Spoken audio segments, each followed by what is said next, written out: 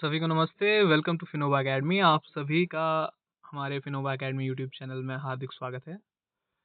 जैसा कि आपको पता है कि हमने सीरीज़ शुरू की है आपके अपकमिंग एग्ज़ाम यूजीसी नेट हो या सेट हो या असिस्टेंट प्रोफ़ेसर का कोई एग्ज़ाम हो, उसके लिए जो है हमने पहले भी बहुत सारी वीडियोज़ जो हैं आपके नॉलेज के लिए, आपकी लर्निंग के लिए बनाई हैं। उसी के बिहाफ़ पे जो है हमने अपनी ज़ीरो टू हीरो सीरीज़ शुरू की थी और उसी में ही आज हम आपके लिए लेके आए हैं टॉप 20 मोस्ट रिपीटेड एमसीक्यूज़, जो बहुत बार जो है एग्ज़ाम में, चाहे वो यूजीसी नेट का एग्ज़ाम हो, सेट का एग्ज़ाम हो या असिस्टेंट प्रोफ़ेसर का एग्ज़ाम हो, वहाँ पे रिपीट होते हैं। तो ये 20 मोस्ट रिपीटेड क्वेश्चन जो हैं बहुत ही ज़्यादा हेल्पफुल होने वाले हैं आपकी प्रिपरेशन के लिए। तो ये एमसीक्यू प्रैक्टिस है, इसमें मैंने आंसर्स नहीं डाले हैं। और ये हमारा चैनल है, आप सब्सक्राइब कीजिए फिनोवा अकेडमी। और अगर आप सेट या यूजीसी नेट या फिर असिस्टेंट प्रोफेसर के एग्ज़ाम्स के लिए प्रिपरेशन कर रहे हैं या पीएचडी एडमिशन्स के लिए, तो ये चैनल जो है बहुत ही ज़्यादा हेल्पफुल होने वाला है आप सभी के लिए। तो मेरी यही रिक्वेस्ट रहेगी, अगर आपको हमारी वीडियोज़ पसंद आती हैं तो लाइक करें, शेयर करें एंड सब्सक्राइब करें। तो अब टाइम ज़्यादा वेस्ट ना करते हुए हम वीडियो की तरफ चलते हैं, अपने क्वेश्चंस की तरफ चलते हैं। तो जो हमारा फर्स्ट क्वेश्चन है पेपर 1 का टीचिंग एप्टीट्यूड का है कि teaching is best defined as. आप पॉज़ कर सकते हैं और पॉज़ के बाद पहले खुद आंसर दें, उसी के बाद जो है आप आंसर देखें। Teaching is best defined as option हमारे पास ए है giving information, B guiding and facilitating learning, C controlling students या डी डिलीवरिंग लेक्चर्स। तो अगर मैं बात करूँ टीचिंग जो है वो बेस्ट डिफाइन कौन कर रहा है यहाँ पे, वो आपका कर रहा है option number B, guiding and facilitating learning. Teaching best तभी डिफाइन होगी जब आप टीचिंग में गाइड करने का और लर्निंग को फैसिलिटेट करने का काम करेंगे। अगर आप सिर्फ इन्फॉर्मेशन ही दे रहे हैं बच्चों को, तो वो भी टीचिंग को अच्छे से डिफाइन नहीं कर पाएगा, या फिर आप सिर्फ कंट्रोल ही कर रहे हैं स्टूडेंट्स को, तब भी ये अधूरा है।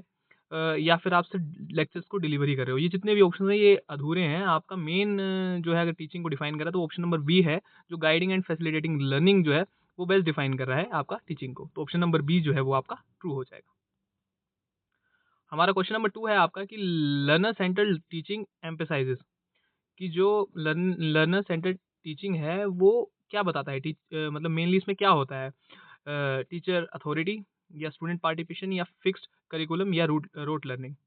रोड लर्निंग का मतलब होता है रट्टा मरवाना, फिक्स्ड करिकुलम का मतलब होता है कि आपने करिकुलम जो अभी आपने बच्चों को चीज़ों को पढ़ानी है वो पहले से फिक्स कर दी है। टीचर अथॉरिटी होता है कि टीचर जो है मेन अथॉरिटी होगी, लेकिन हमने लर्नर सेंटर्ड की बात की है, तो लर्नर सेंटर्ड में स्टूडेंट पार्टिसिपेशन जो होगा, मतलब स्टूडेंट जो होगा वो प्राइमरी रोल प्ले करेगा, तो टीचर की अथॉरिटी नहीं होती। तो इसलिए ऑप्शन नंबर ए गलत हो जाएगा, ऑप्शन नंबर सी भी गलत हो जाएगा, ऑप्शन नंबर डी भी गलत हो जाएगा और हमारे पास ऑप्शन नंबर बी जो है वो करेक्ट हो जाएगा। तो learner centred teaching emphasises student participation. तो लर्नर सेंटर्ड जो टीचिंग होती है वहाँ पे हम स्टूडेंट्स की नीड्स को ध्यान में रखते हैं, स्टूडेंट्स के बारे में ध्यान रखते हैं और स्टूडेंट पार्टिसिपेशन का जो है वो मेन फोकस रहता है। तो ऑप्शन नंबर बी जो है वो आपका करेक्ट हो जाएगा। हमारा नेक्स्ट क्वेश्चन है which level of teaching focuses on memory and recall. तो हमारा कौन सा हमारे हमने लेवल पढ़े हैं, अगर आपने मेरी प्रीवियस वीडियोस देखी हैं तो वहाँ पे मैंने आपको लेवल ऑफ टीचिंग्स के बारे में बताया है। तो हमारे पास वैसे तो 3 तरह की टीचिंग क्या बोलते हैं लेवल्स हैं, लेकिन इसके अलावा भी और लेवल्स हो सकते हैं, जैसे ऑटोनॉमस भी एक लेवल है, सेंसरी लेवल है, बट ये है कि मेनली हम 3 लेके चलते हैं। तो हम मैंने ये तीनों आपसे पहले प्रीवियस वीडियोस में डिस्कस किए हैं। तो इसमें पूछा गया है कि which level of teaching focuses on memory and recall. Recall का मतलब होता है बार-बार दोहराना, मतलब रटवाने का काम कौन करता है, कहाँ पे होता है? रिफ्लेक्टिव में होता है, अंडरस्टैंडिंग में होता है, मेमोरी में होता है या ऑटोनॉमस में होता है? तो रिफ्लेक्टिव में तो आप पॉज़ कर लें पहले, फिर ही आंसर दें। मैं थोड़ा स्पीड में चला हूँ क्योंकि मुझे जो है कम टाइम में जो है वो कंटेंट जो है वो प्रोवाइड करवाना है आपको। तो ज़्यादा से ज़्यादा तो मैं तो जो हमारा which level of teaching focuses on memory and recall, तो ये हमारा जो है रिफ्लेक्टिव लेवल बात करता है हमारा आपका क्रिटिकल थिंकिंग पे, ठीक है? जहाँ पे हम प्रॉब्लम सॉल्विंग की बात करते हैं, ये जो है आपका पीएचडी लेवल पे जो है रिफ्लेक्टिव लर्निंग होती है आपकी। ये रिफ्लेक्टिव लेवल जो है वो पीएचडी लेवल तक होता है, वो लेवल वहाँ पे यूज़ करते हैं हम। अंडरस्टैंडिंग लेवल की बात करूँ तो ये जो हमारा सिक्स सेवन्थ क्लास से शुरू होके जो हमारा +2 कॉलेज लेवल तक होता है, तब अंडरस्टैंडिंग लेवल होता है। वहाँ पे हम सिर्फ रटवाने का काम या बार-बार दोहराने का काम नहीं करते, यहाँ पे आपको चीज़ों को समझना पड़ता है। इसीलिए रिफ्लेक्टिव लेवल और अंडरस्टैंडिंग लेवल यहाँ पे आ ही नहीं सकते, क्योंकि यहाँ पे हम बात कर रहे हैं कि मेमोरी एंड रिकॉल की। मेमोरी फोकस करते हैं मेमोरी और रिकॉल पे, मतलब बार-बार चीज़ों को दोहराना। तो वो हमारा ऑप्शन नंबर सी जो है वो करेक्ट हो जाएगा, मेमोरी लेवल। क्योंकि मेमोरी लेवल जो है वही बात करता है, स्टार्टिंग का सबसे पहला वाला लेवल होता है, और जब आप नर्सरी और उसके बाद जो है आप फर्स्ट, सेकंड, थर्ड, ये ऐसी क्लासेस होती हैं कि यहाँ पे बच्चों को आप चीज़ों को समझा नहीं सकते, और उन्हें सिर्फ़ इतना पता होता है कि टीचर जो बोल रहा है वो सही ही होगा। इसीलिए जो है मेमोरी लेवल जो है वो आपका सही हो जाएगा। ठीक है? ये याद रखिएगा, क्रिटिकल थिंकिंग या प्रॉब्लम सॉल्विंग की बात होगी तो रिफ्लेक्टिव लेवल, अगर कांसेप्ट्स, एग्ज़ाम्पल्स वगैरह की बात होगी तो अंडरस्टैंडिंग लेवल, और मेमोरी लेवल की बात होगी तो आपका रिकॉल, रोट लर्निंग, जिसमें रटवाना या बार-बार चीज़ों को दोहराना, वो चीज़ आ जाएगी। तो ऑप्शन नंबर सी जो है वो आपका करेक्ट हो जाएगा। Which is the highest level in Bloom's cognitive domain? तो ब्लूम्स का कॉग्निटिव डोमेन है, अगर ब्लूम है, इन्होंने थ्योरीज़ दी हैं टीचिंग पे। तो यहाँ पे पूछा गया कि which is the highest level in Bloom's cognitive domain. तो कॉग्निटिव डोमेन जो है वो माइंड से रिलेटेड होता है आपका। ऐसे ही उन्होंने साइकोमोटर डोमेन और अफेक्टिव डोमेन दिया है जो स्किल्स पे मैटर करता है। तो ऐसे डोमेन है, ये इधर से भी आपको क्वेश्चन जो है वो बार-बार पूछा जाता है, और मैं यही रिक्वेस्ट करूँगा आपसे कि आप हमारा चैनल सब्सक्राइब करें। आने वाले टाइम में हम आपको सारी की सारी थ्योरीज़ जो हैं वो प्रोवाइड करने की कोशिश करेंगे। तो आप कमेंट कर सकते हैं कि आपको किस टाइप की वीडियो चाहिए, तो वो भी हम आपको प्रोवाइड कर देंगे। Which is the highest level in Bloom's cognitive domain? तो वो आपका नॉलेज एनालिसिस, सिंथेसिस, इवैल्यूएशन। तो जो आपका ऑप्शन नंबर डी है, इवैल्यूएशन, यही हाईएस्ट लेवल है ब्लूम्स की कॉग्निटिव डोमेन में। इसका आंसर वही कर सकता है जिन्होंने ब्लूम की कॉग्निटिव डोमेन की जो थ्योरी है वो पढ़ी है। आगे मैं बात करूँ, फॉर्मेटिव इवैल्यूएशन इज़ कंडक्टेड। तो फॉर्मेटिव इवैल्यूएशन की वीडियो भी हमने डाली हुई है पहले ही चैनल पे, और अगर आपने हमारे साथ बने हैं आप पहले से, तो आप इसका आंसर ईज़िली दे पाएँगे। Formative evaluation is conducted at the end of course during instruction for certification या आफ्टर एग्जामिनेशन। तो जो फॉर्मेटिव इवैल्यूएशन होता है ना आपका, वो होता है ड्यूरिंग द इंस्ट्रक्शन, मतलब during the class. Okay, at the end of course आपका समेटिव होता है, और क्या बोलते हैं, आफ्टर एग्जामिनेशन भी समेटिव इवैल्यूएशन होता है आपका, और उससे पहले जो होता है, जब बिगिनिंग ऑफ द कोर्स, वहाँ पे आपका प्लेसमेंट इवैल्यूएशन होता है। हमारा नेक्स्ट क्वेश्चन है, ये रिसर्च रिलेटेड है। Which research focuses on solve immediate problems? तो ये एमसीक्यू भी है, बड़ी बार पूछा गया है। तो फंडामेंटल, अप्लाइड, हिस्टोरिकल, डिस्क्रिप्टिव। तो ऑप्शन नंबर बी जो है वो आपका करेक्ट हो जाएगा। अप्लाइड जो है वो वही है, अप्लाइड रिसर्च जो फोकस करती है, सॉल्व करती है इमीडिएट प्रॉब्लम्स को। ठीक है? और इसके बाद अगर एक्शन रिसर्च भी इमीडिएट प्रॉब्लम्स को सॉल्व करती है, लेकिन वो छोटे लेवल पे जो है वो सॉल्व करती है इमीडिएट प्रॉब्लम्स को। ओके? मैं ज़रा फ़ास्ट चल रहा हूँ, और आपको अगर मतलब सॉल्व करने हैं एमसीक्यूज़, तो आप यही पॉज़ कर सकते हैं वीडियो, और फिर पहले आप खुद सॉल्व करें, फिर आंसर देखें। तो हमारा नेक्स्ट क्वेश्चन है, which of the following is an ethical issue in research? Ethical issue कौन-सा है रिसर्च में? सैंपलिंग, प्लैगियरिज्म, हाइपोथेसिस या वेरिएबल्स? तो ऑप्शन नंबर बी जो है हमारा, वो करेक्ट हो जाएगा कि प्लैगियरिज्म जो है वो एक एन एथिकल इश्यू है रिसर्च में। हमारा नेक्स्ट क्वेश्चन है, प्लैगियरिज्म रेफर्स टू। प्लैगियरिज्म किसे कहा जाता है? Data analysis, कॉपिंग without acknowledgement, peer review या रेफरेंसिंग? तो हमारा ऑप्शन नंबर बी जो है वो करेक्ट हो जाएगा, कॉपिंग विदाउट एक्नॉलेजमेंट, कि आपने किसी का मतलब किसी का कोई सोर्स लिया, आपने कोई सोर्स लिया, वहाँ से आपने अपने पेपर में जो है वहाँ से कुछ कॉपी किया, और अपने थीसिस या रिसर्च पेपर में पेस्ट कर दिया, और उसके बाद आपने एक्नॉलेज नहीं किया उनको, क्रेडिट नहीं दिया उनका, और अपना बता के जो है वो सामने पेश कर दिया, तो आप फ्लैग कर रहे हैं, और ये एथिकल इशू है, और ऐसा नहीं होना चाहिए रिसर्च में। ठीक है? तो अगला क्वेश्चन हमारा सैंपलिंग से है, which sampling method gives equal chance to all units? Purposive, convenience, random, quota. तो हमारा जो random sampling method, option number C, यही है जो इक्वल चांस देता है ऑल यूनिट्स को। हमारा नेक्स्ट क्वेश्चन है, ए हाइपोथेसिस। हाइपोथेसिस को क्या बोला जाता है? Final result, tentative assumption, research tool या स्टैटिस्टिकल टेस्ट? तो हमारा जो हाइपोथेसिस होता है ना, वो टेंटेटिव अजम्पशन होता है, तो ऑप्शन नंबर बी जो है वो आपका करेक्ट हो जाएगा। और नेक्स्ट क्वेश्चन है, आईसीटी स्टैंड्स फॉर। आईसीटी आपके पास एक यूनिट भी है पेपर 1 में, तो आईसीटी की फॉर्म पूछी गई है आपसे यहाँ पे। तो ICT stands for integrated communication tool, information and communication technology, internet communication technique, intelligent computer technology. तो हमारा जो ऑप्शन नंबर बी है वो करेक्ट हो जाएगा, इन्फॉर्मेशन एंड कम्युनिकेशन टेक्नोलॉजी। हमारा नेक्स्ट क्वेश्चन है, ई लर्निंग से, which learning uses both online and offline modes? ये आजकल बड़ा ट्रेंडिंग पे चला हुआ है कि हम जहाँ पे ऑनलाइन और ऑफलाइन दोनों मोड्स का यूज़ करते हैं लर्निंग के लिए, तो इसको क्या बोला जाता है? ई learning, M learning, blended learning या डिस्टेंस लर्निंग? तो इसको बोला जाता है आपका option number C, blended learning, जहाँ पे आप ऑनलाइन और ऑफलाइन दोनों मोड्स का यूज़ करते हैं।